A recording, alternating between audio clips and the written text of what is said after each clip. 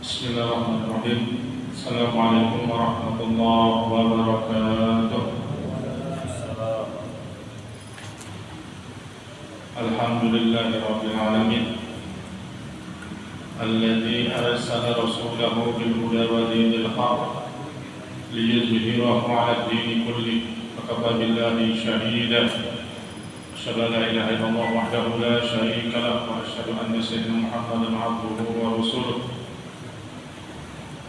La nabiyya wa la rasula ba'dahu. Allahumma shalli wa sallim wa barik ala nabiyyina wa habibina Muhammadin wa ala alihi wa ashabihi ajma'in. Amma ba'du, fa ya ibadallah, usikum wa iyaya bi nafsi bi taqwallah wa ta'atihi la'allakum tuflihun. Para jamaah yang dirahmati Allah Subhanahu wa taala, bapak-bapak, ibu-ibu, jamaah Masjid At-Taqwa, jamaah salat maghrib, dan insya Allah nanti salat isya juga kita akan lakukan. Alhamdulillah, sama-sama kita panjatkan puji dan syukur kita kepada Allah. Malam hari ini kita masih Allah berikan nikmat dan karunia-Nya. Kita bisa bersilaturahim, kita bisa melaksanakan kewajiban kita, dan alhamdulillah juga Allah berikan kita hidayah, petunjuk, sehingga kita bisa menggerakkan hati kita, menggerakkan pikiran kita, menggerakkan kaki kita dalam mengikuti taklim-taklim di masjid yang sangat kita muliakan ini. Alhamdulillah Rabbil Alamin. Dan juga pada bulan hari ini, bulan Rabiul Awal, bulan Maulidin Nabi Sallallahu Alaihi Wasallam, dan salah satu tanda cinta kita kepada baginda Nabi, kita mengikuti sunnah-sunnahnya, kita mempelajari sirah-sirahnya, dan otomatis juga kita semangat untuk mempelajari hadis-hadis dari baginda Nabi Sallallahu Alaihi Wasallam. Nah, ini bukti cinta kita kepada baginda Nabi. Seperti biasa, malam Kamis di pekan yang terakhir kita belajar ilmu fikih melalui perantara kitab Bulughul Maram min Adillatil Ahkam. Kita sudah masuk ke kitab sholat. Kemarin sholat sunnah, yaitu sholat witir, sholat tarawih, sholat duha, dan insyaallah juga nanti sholat berikutnya akan kita pelajari. Adapun menurut urutan kitab Bulughul Maram ini, yang malam hari ini kita akan belajar, kita akan membacakan hadis-hadis dari baginda Nabi Sallallahu Alaihi Wasallam, yaitu bab sholatil jamaah wal imamah. Masih dalam kitab sholat, tetapi babnya bab sholat jamaah dan masalah imamah, masalah imam. Itu nanti akan kita bahas. Yang pertama ini adalah masalah sholat berjamaah. Begitu pentingnya sholat jamaah ini, nanti kita bacakan hadis-hadisnya. Karena bagaimanapun di antara keutamaan sholat ataupun kewajiban sholat, ada juga yang mengatakan sunnah muakkadah, yaitu sholat secara berjamaah di masjid, khususnya bagi yang laki-laki. Yang bagi laki-laki yang sudah balik, yang tidak ada uzur, bagaimana baginda Nabi Sallallahu Alaihi Wasallam menyuruh kita, menyarankan kita, mewajibkan kita untuk sholat berjamaah, khususnya di masjid ataupun di mushola. Walaupun berbagai macam beda pendapat, khilaf di antara para ulama, para mazhab, masalah hukum sholat berjamaah ini. Ada yang mengatakan sunnah muakkadah, ada yang mengatakan fardu kifayah, dan ada juga yang mengatakan fardu ain, wajib. Nah, ini sholat berjamaah di masjid ataupun di mushola ini bagi laki-laki tanpa uzur.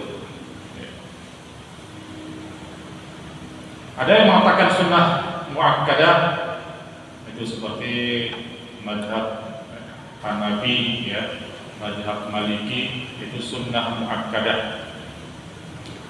Ada juga yang mengatakan fardu kifayah yaitu mazhab Asy-Syafi'i, walaupun ada sebagian juga ya, ulamanya mengatakan sunnah muakkadah. Sunnah muakkadah ini adalah sunnah yang sangat dikuatkan, Pak ya.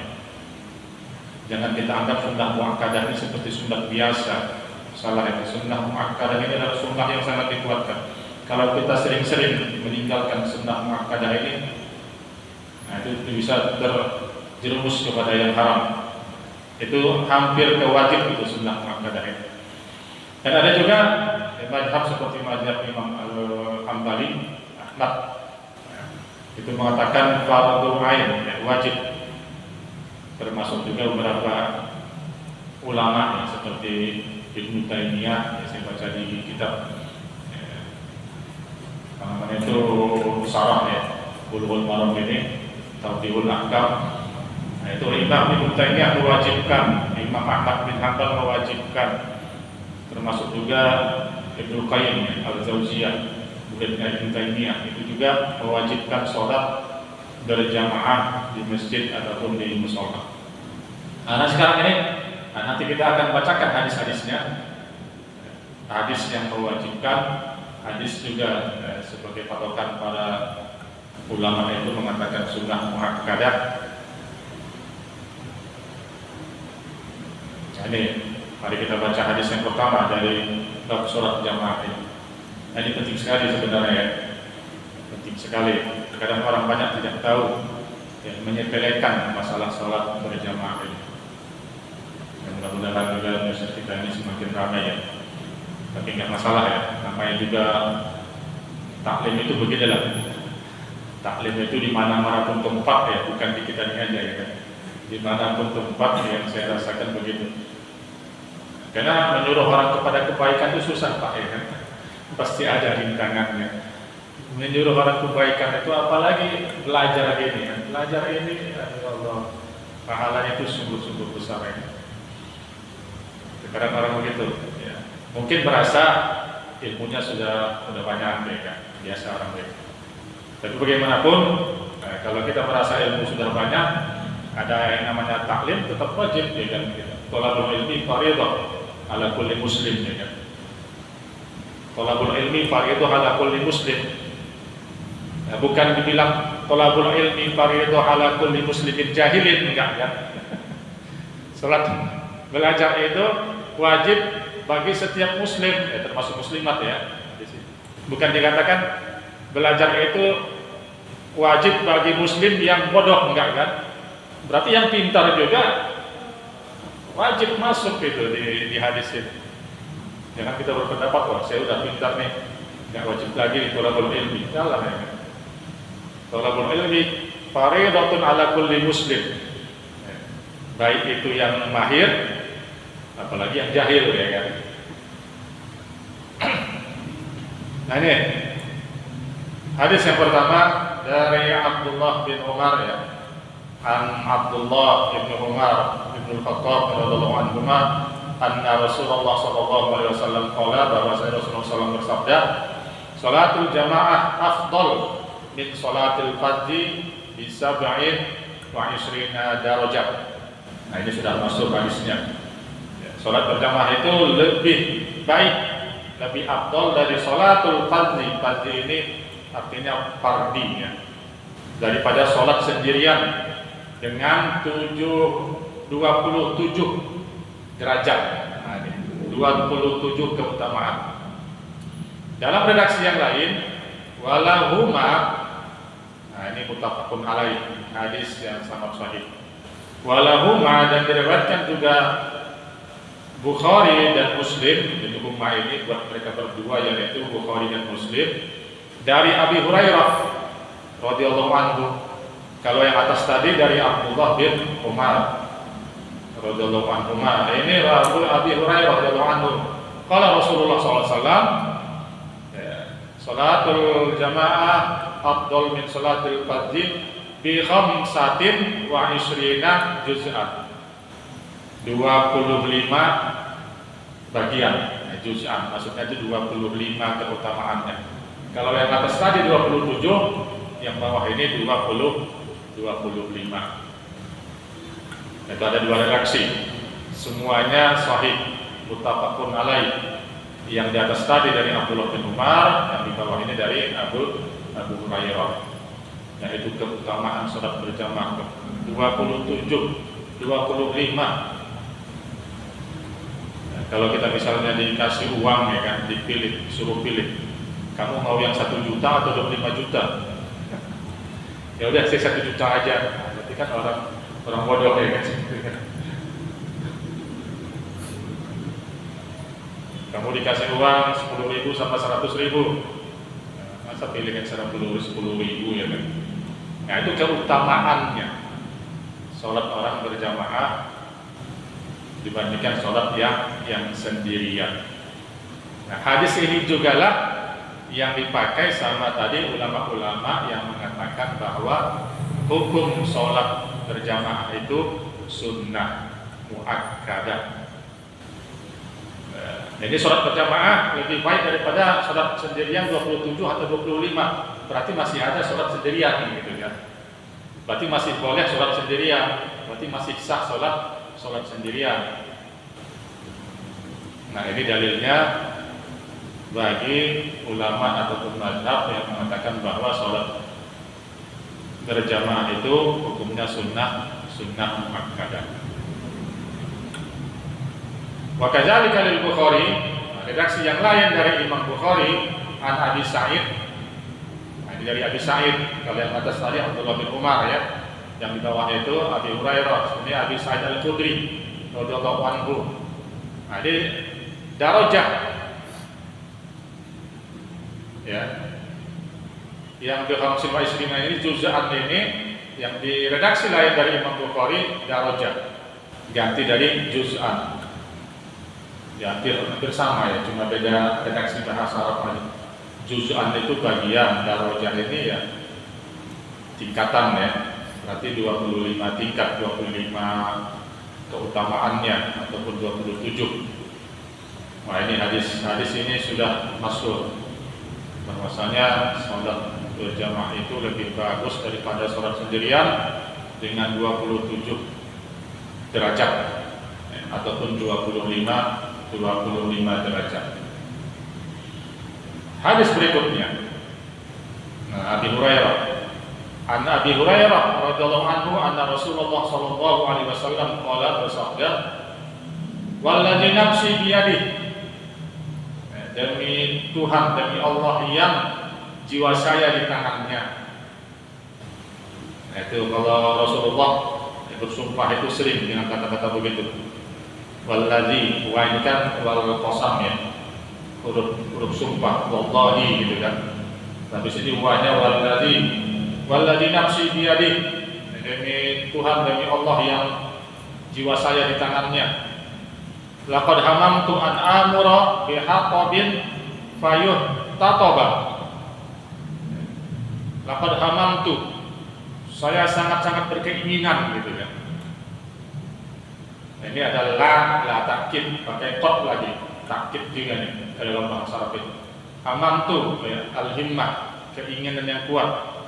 Saya benar-benar memiliki keinginan an amura, menyuruh bihatabin, hatab ini kayu bakar, payuh tataba, mengumpulkan kayu bakar, maka dan terkumpullah ya, setelah terkumpul summa amura bisolati payuh jadalah, kemudian saya suruh seseorang ya, saya suruh jamaah ataupun umat itu untuk sholat, saya suruh seseorang untuk azan payuh jadalah. Summa amura rajulan faya'umman nas, kemudian saya suruh seseorang untuk menggantikan saya menjadi imam, mengimami manusia, mengimami jamaah. Summa ukhalitu ila rijal la yashhaduna shalah fa uharriqu alaihim buyutahum. Kemudian saya ukhalid ya, boleh membelakangi ya. Maka saya pergi ke rijal, ke orang-orang la yashhaduna shalah, yang mereka tidak menyaksikan salat, maksudnya tidak pergi ke masjid, tidak mau sholat berjamaah, fa uharriqu alaihim buyutahum, kemudian akan saya bakar itu rumah-rumah. Rijal ini ya. Ini hadis sahih juga, di bawah itu Bukhari dan Muslim juga. Saya akan bakar orang-orang yang tidak mau berangkat ke masjid ataupun ke mushola untuk sholat berjamaah, akan saya bakar rumah-rumah mereka. Akan saya suruh orang mengumpulkan kayu bakar, lalu saya suruh mereka sholat. Saya suruh mereka sholat yang nggak mau sholat, lalu saya suruh seseorang lihat azan, terus saya suruh juga seseorang untuk menjadi imam. Kemudian saya akan jalan ke rumah-rumah yang mana laki-lakinya tidak mau sholat berjamaah ke masjid. Akan saya bakar rumah-rumah mereka. Waladhi nafsi biyadi. Nah, bersumpah lagi nih Rasulullah SAW. Demi Allah yang jiwaku di tangannya. Lau ya'lamu ahadukum annahu yajidu arqan saminan aw mirmataini hasanatain la syahidal isya. Nah ini dua pelajaran nih. Yang kedua ini apa? Lau ya'lamu ahaduhum, apabila seseorang mengetahui bahwasanya mereka akan mendapatkan arqan saminan. Arqan saminan ini saya lihat itu artinya tulang, ini dagingnya, tulang yang dibalut dengan daging yang gemuk. Nah itu maksudnya. Misalnya kambing ya kan, ataupun sapi ataupun unta, itu kan tulangnya itu masih banyak itu daging-dagingnya itu. Au mirmatain hasanatain, ataupun tulang rusuk yang bagus. La syahidal isya, maka mereka akan sholat isya. Nah ini sini maksudnya sini keutamaan sholat isya, akan mendapatkan pahala dari Allah yang benar-benar bagus. Itu diibaratkan sama dengan tulang rusuk, tulang yang berbalut dengan daging yang sangat besar, ataupun tulang rusuk yang sangat baik. Ini hadis muttafaqun alaih wa lafzul lil Bukhari. Hadis riwayat Bukhari dan Muslim.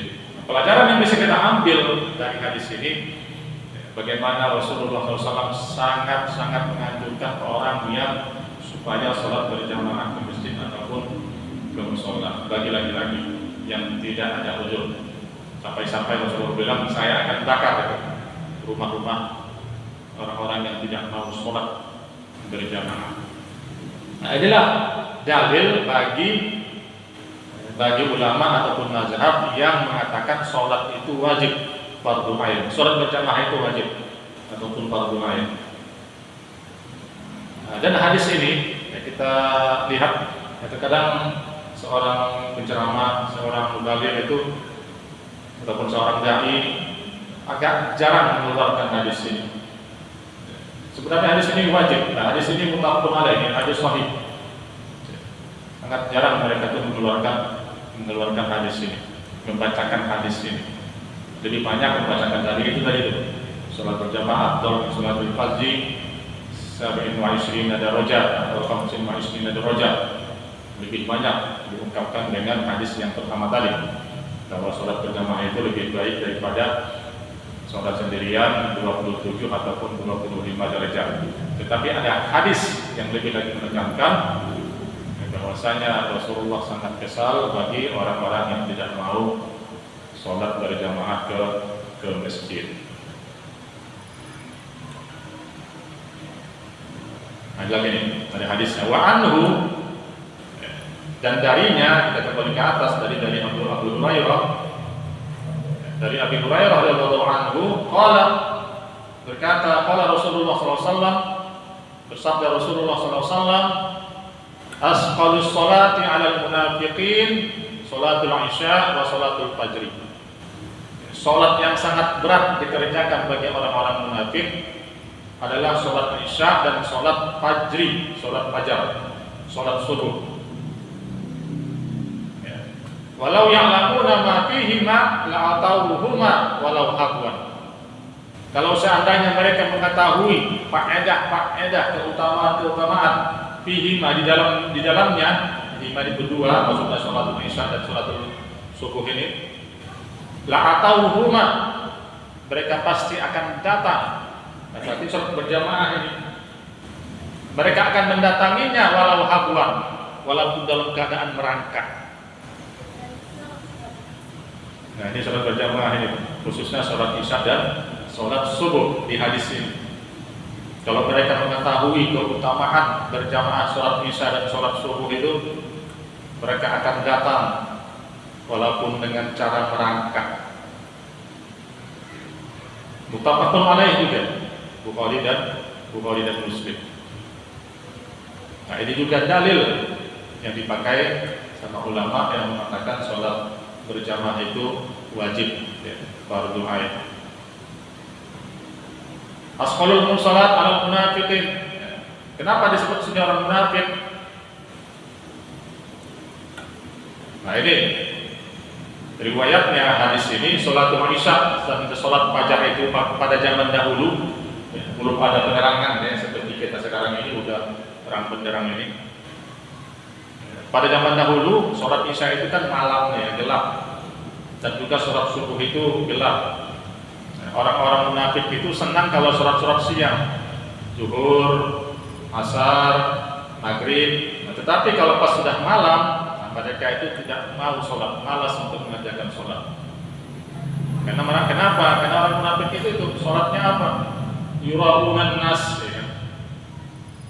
Wa idza qamu ila sholati qamu kusala.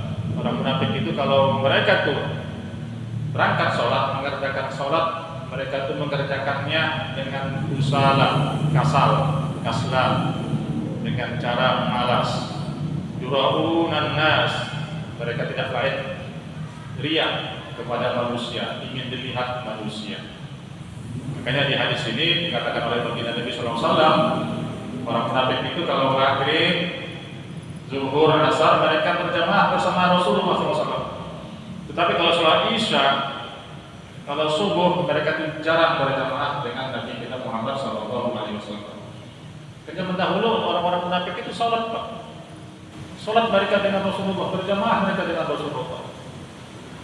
Tetapi apa? Ada sifat nifak itu di dalam hati mereka, itu sulit untuk dihilangkan. Nah, ini bisa juga kita ambil pelajaran saat ini juga, walaupun sudah ada penerangan. Kita lihat ya, sholat isya itu orang sudah capek, ya kan? Kalau maghrib mungkin meriah ya, di mana-mana masjid itu meriah. Tetapi kalau isya ini udah lemas saja bawaan itu. Habis maghrib sudah makan, untuk menuju musola ataupun masjid itu sudah malas saja bawaan itu. Ya udah sholat di rumah aja deh, sekalian bisa enak tidur, bisa istirahat. Itu isya, apalagi subuh ya kan, berat banget itu bagi orang-orang munafik. Makanya kalau kita tidak mau disebut munafik sama baginda Nabi ya SAW ini, nah itu hati-hati tuh Pak. Kalau ada perasaan kita berat untuk sholat berjamaah isya dan subuh, nah itu bisa hati-hati nih. Jadi hati kita ini cepat-cepat dibersihkan. Berarti kita bisa masuk ini di hadis yang disebutkan oleh baginda Nabi SAW ini. Kalau kita udah berat merasakan untuk berangkat itu ke masjid atau musola itu isya dan juga subuh, nah itu tanda-tanda orang yang munafik. Hadis lagi berikutnya, wa anhu lagi dari Abi Hurairah lagi radhiyallahu anhu qala, berkata, atan Nabi sallallahu alaihi wasallam rajulun a'ma faqala.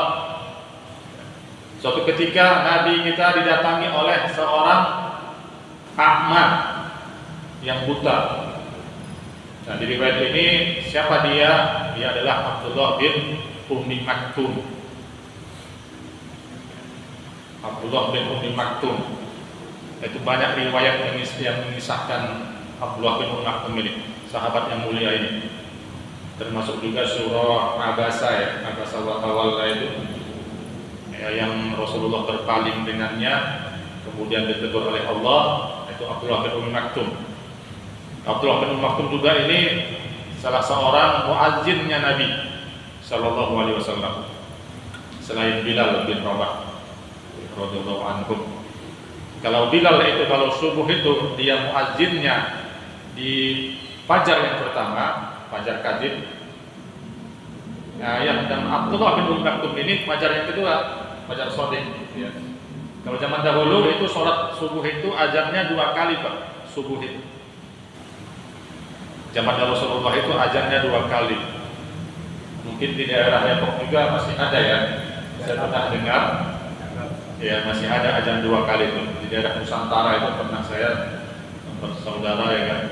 Itu azannya 2 kali, azan sekitar jam 3 ya kan, atau setengah 4. Terus habis itu nanti azan masuknya sholat subuh. Nah itu Bilal yang pertama, yang kedua ini Abdullah bin Ummi Maktum. Nah ini sebelum dia kenal ataupun akrab banget dengan Rasulullah SAW, nah ini kisahnya. Dia ketemu dengan Nabi SAW, atau Nabi rajulun a'ma, rajulun yang buta, seorang yang buta. Faqala ya Rasulullah, wahai Rasulullah, laisa li qa'idun yaquduni ilal masjid. Saya tidak memiliki seseorang yang bisa menuntun saya ke masjid, katanya. Orang dia buta ya kan. Farakhasalahu.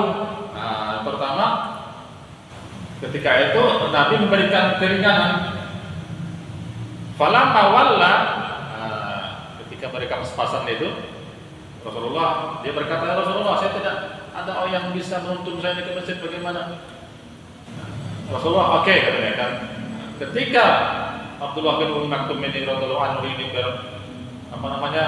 walla, membelakangi ataupun mau kembali, tidak jadi sholat berjamaahnya, Rasulullah memanggilnya, da'ahu.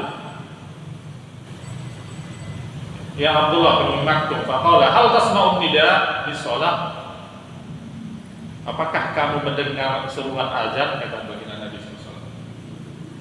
Dia kan buta, telinganya kan pasti mendengar. Apakah kamu mendengarkan azan? Naam, katanya. Ya. Terus berkata Rasulullah SAW, bersabda Rasulullah SAW, Pak Ajib, maka jawablah, maka datangilah, maka ke masjidlah. Hadis riwayat Muslim.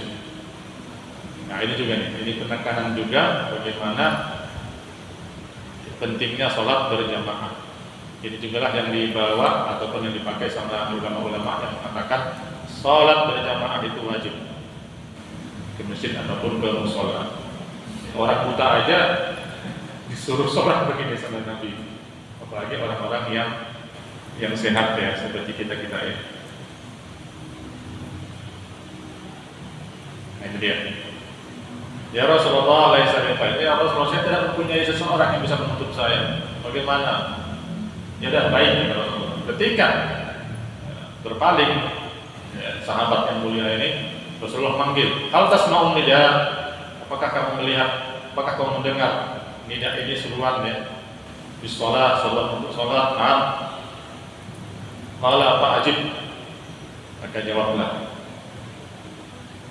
Nah ini para ulama mengatakan, termasuk Imam Ahmad bin Hanbal, Ibnu Taimiyah, dan Ibnu Qayyim al-Jauziyah dan lain-lainnya juga.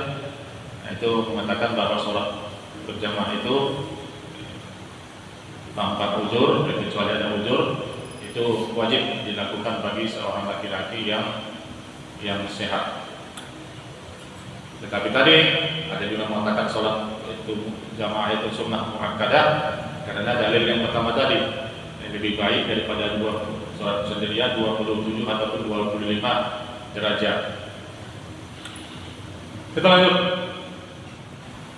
Silakan Pak yang mau bertanya, nggak masalah. Nggak masalah. Jadi kita stop sebentar. Kalau ada bertanya kita lanjut. Wa an Ibnu Abbas, Abdullah bin Abbas radhiyallahu anhu Nabi sallallahu alaihi wasallam qala man sami'an nida, barang siapa yang mendengar seruan azan falam ya'ti, kemudian dia tidak mendatangi, fala salatu lahu illa min udrin, maka tidak ada salat baginya kecuali ada dia uzurnya. Nah ini patokannya mendengar ya, bukan seruan azan.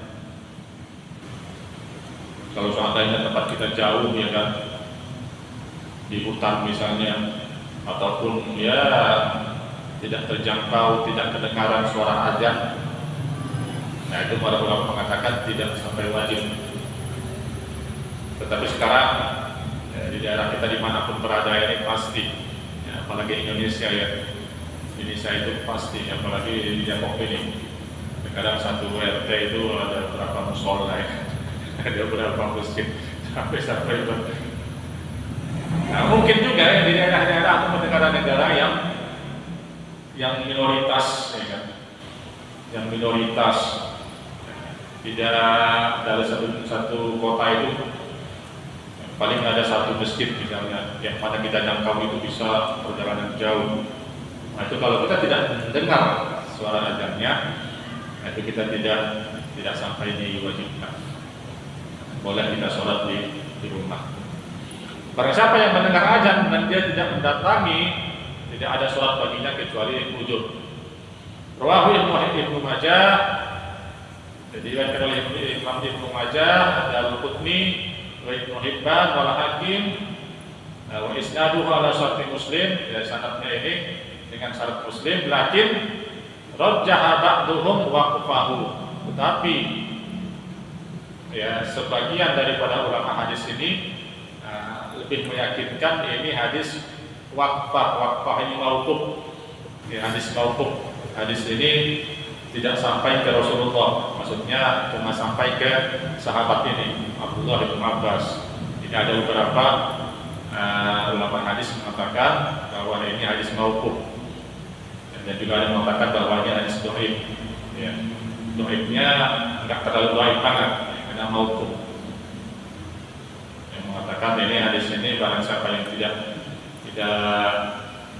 datang ketika azan dikumandangkan, tidak ada sholatnya, sudah tidak sah sholatnya.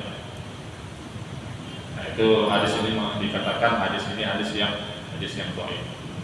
Karena mungkin agak berlawanan dengan hadis yang pertama tadi. Ya, bahwasanya sholat berjamaah itu lebih afdal daripada sholat sendirian 27 atau 25. Berarti masih ada kesempatan untuk sholat sendirian. Ya, para jamaah sekalian, teman-teman, insya Allah bisa dipahami. Ada yang mau tanyakan, Pak? Pak Anwar? Tapi kalau sekarang ini kalau kita dalam perjalanan, terdengar datang, kakek jadi ke masjid tadi itu, mulai buru karena macet jalan. Dalam perjalanan? Dalam perjalanan jangan sampai jalan. Aduh. Itu terdengar itu rata.